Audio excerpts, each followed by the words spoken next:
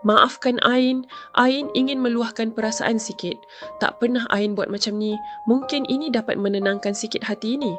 Suami Ain, Abbas, meninggal 8 bulan lalu. Dia sangat baik orangnya. Semua dia buat untuk keluarga. Dia banyak menabung. Kad A, S, B dan tabung haji katanya kalau dah banyak nak beli rumah nanti, tu kurang sikit hutangnya. Tapi, itulah, kita cuma boleh merancangkan. Ketentuan tu lain cerita. Tak sempat kami beli rumah. Dia dah pergi untuk selamanya. Lepas edah, Ain pergi ke KWSP, ASB dan tabung haji. Hasratnya nak keluarkanlah wang simpanan itu boleh agihkan kepada waris semua. Juga untuk perbelanjaan kami 2 beranak. Masa tu baru saya tahu arwah ada buat penamaan. Yang dia buat masa dia masih bujang lagi. Hampir 20 tahun dia menabung. Banyaklah juga. Dia namakan bapa mertua saya sebagai penama. Bapa mertua saya pun baik orangnya.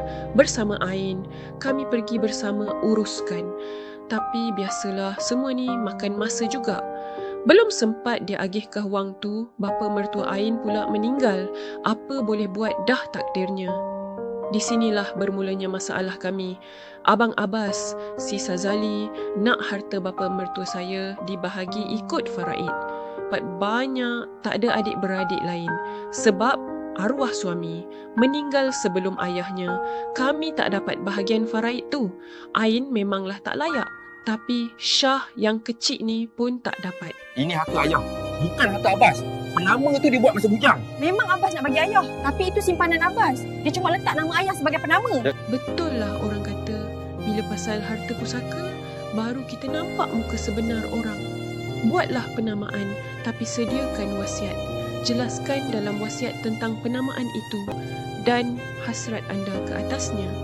Dengan pewarisan, anda boleh sediakan wasiat lengkap dengan hanya RM80 setahun, disertakan perlindungan Khairat Plus.